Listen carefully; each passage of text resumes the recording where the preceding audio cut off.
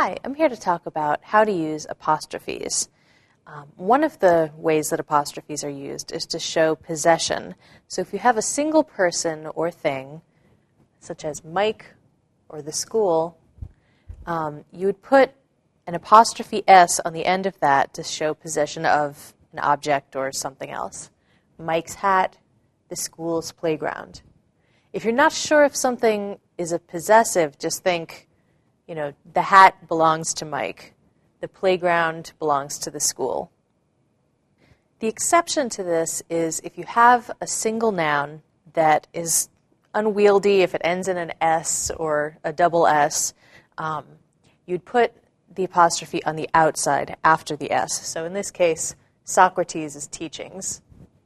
When you have a plural noun and you're showing possession with that, you're going to put an S and then an apostrophe after the S. So in this case, my parents' house, the house that belongs to both parents.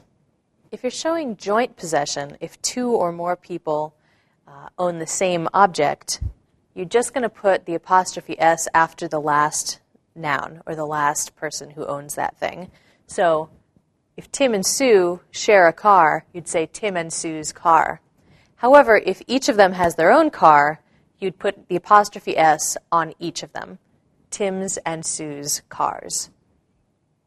Another way that you would use apostrophes is in contractions, such as don't. You'll use them in place of the letters that have been dropped. Don't is short for do not. So that O that's missing, that's where you put the apostrophe. A common mistake is between it's without an apostrophe and it's with an apostrophe. And it actually is a mistake that makes a lot of sense because most possessives have apostrophes, like Mike's hat. But with it's the other way around. It's with an apostrophe stands for it is. Possessive it, such as my house's roof, its roof is going to be without an apostrophe.